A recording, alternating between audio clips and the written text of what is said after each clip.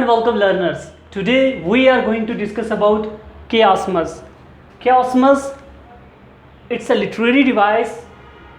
It consists of two-part sentence or phrase where the second part is a mirror image of the first. How? Let us see. We have A and we have B.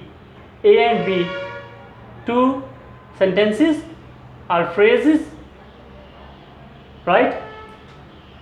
But what we say in A, we say opposite in B. I mean, whatever we write in A, we write opposite of A in B. For example, fair is fool, it's A, and fall is fair, right? It's the second part is the mirror image of the first, right? Fair is fool and it's opposited, and fall is fair. This sort of device, literary device, is called as chiasmus, means crossed, right? So you forget what you want to remember and you remember what you want to forget, right?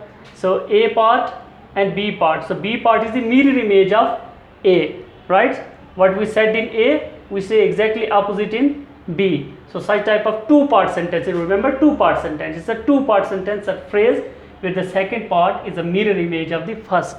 I hope you people have understood it. If you have really understood it, hit the like button. And if you wish to receive the upcoming notification related to the English literature, you are advised to hit the bell icon too. Thank you very much.